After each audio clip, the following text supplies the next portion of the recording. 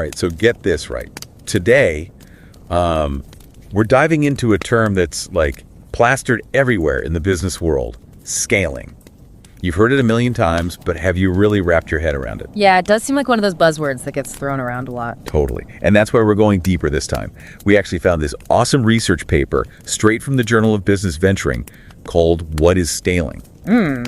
Very direct. Right? Catchy. Right. These researchers, they didn't mess around. They even used like math to crack the code of scaling. But don't worry, we'll spare you the formulas and break it down. I appreciate that. So the big question is, what makes scaling different from just, good old-fashioned growth? Well, think of it this way. You can grow your business. Let's say it's that trendy coffee shop you've always dreamed of, right?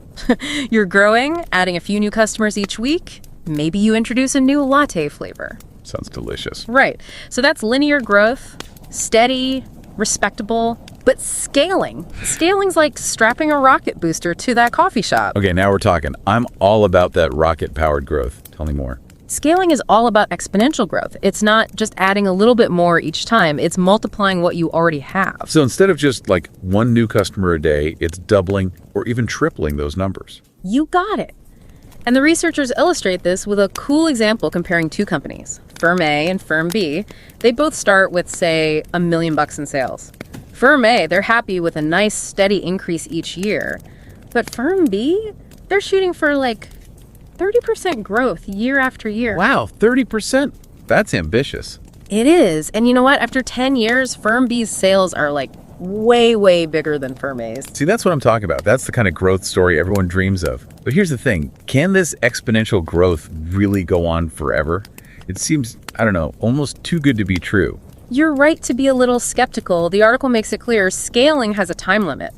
Markets, they get saturated. You run into resource constraints, and suddenly that rocket booster starts to sputter. So it's not like you can just ride that wave of exponential growth forever. There's like a peak, and then what? Exactly. Even Amazon, a company famous for its massive scale, couldn't maintain that breakneck pace forever. They had this incredible run from 2001 to 2021, but even they hit a point. It just makes you realize even these giants, they have their limits, right? It's true. And, not every company is destined to be the next Amazon, and that's okay. This article, it actually highlights another interesting example, Workhuman, a tech company from Ireland. They've done incredibly well, even reached that coveted unicorn status. Unicorn status, not bad. Not bad at all. But their trajectory, it wasn't a straight shot to the top. There were some bumps along the way. So even for those high-flying unicorns, it's not always smooth sailing. Exactly. And that's a really crucial point. Scaling, it's not some magic trick, It's about understanding these forces, the ones that can really propel a company forward on this exponential journey. Okay, so let's talk about those forces. What are we talking about here? What drives this kind of explosive growth? Well, one of the big ones we hear about all the time is economies of scale. Right. Bigger is better. Right. Well, sometimes. Well, in a way, yeah. It's like, think about when you buy those giant tubs of pretzels at Costco, you're getting a much better deal than if you bought those tiny little bags at the grocery store. Oh, absolutely. Bulk buying for the win. Exactly. And for companies, it's the same idea, but on a supersized level. Large companies, they can negotiate better deals with suppliers. They can streamline their production processes in a way that smaller businesses just can't. It's like the more you make, the cheaper it gets to make each thing. You got it. It's all about spreading those costs over a much larger output.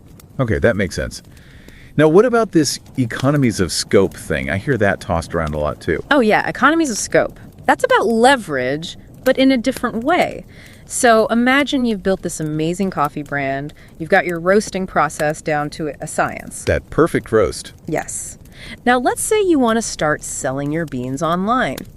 See the leverage there. You're not starting from scratch. You're using what you've already built, your existing resources and knowledge, to branch out into a new market. So it's like getting more mileage out of what you've already created. Exactly. You're not reinventing the wheel. You're just putting it on a new car. I like that analogy. Yeah. And then, of course, there's that whole learning curve, right? Yeah, absolutely. Learning economies, that's what we call that.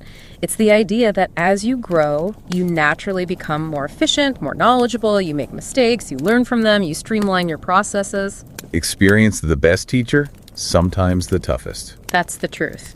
But so far, we've been talking a lot about what's happening inside the company. What about those outside forces that can impact scaling? Ah, you're talking about network effects. Network effects, fill me in. Okay, so have you ever noticed how some products or services, they become more valuable the more people use them? Like social media. Bingo! Think about Facebook, right? If you're the only person on Facebook, Pretty lonely newsfeed? right, it wouldn't be very appealing. But the more people who join, the more valuable it becomes for everyone. That's the magic of network effects. So it's like this self-perpetuating cycle. The more the merrier. Exactly. And it applies to marketplaces too, like Airbnb or Etsy. The more buyers and sellers you have, the more attractive the platform becomes. It's like that saying, if you build it, they will come. Yeah, kind of. But here's the thing that's been on my mind. It seems like we often talk about scaling as this external game, you know? Bigger markets, more customers, more revenue. Right, it's all about those numbers going up, up, up. Right. But what about what's going on inside the company as it grows? It's like we're so focused on building a bigger engine that we forget about. Making sure the car can actually handle it? Yes. And that's something this paper really digs into. It's not enough to just hit the gas on growth. As a company scales, it needs to undergo this like major internal transformation to make sure it can actually support all that growth. Transformation.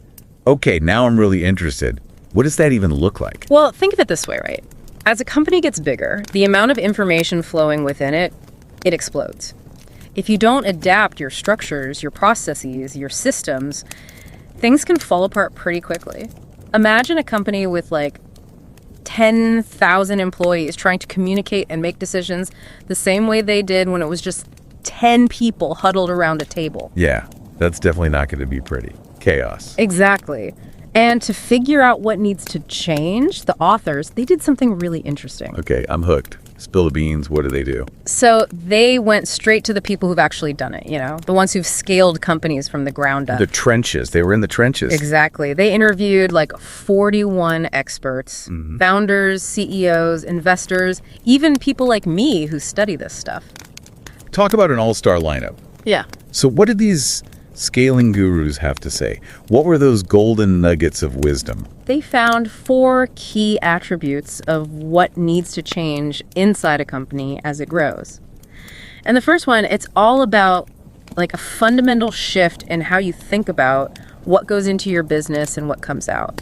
Okay, so not just scaling up the ingredients, but actually changing the recipe itself. Exactly. Like, imagine you have this recipe for amazing chocolate chip cookies. My weakness.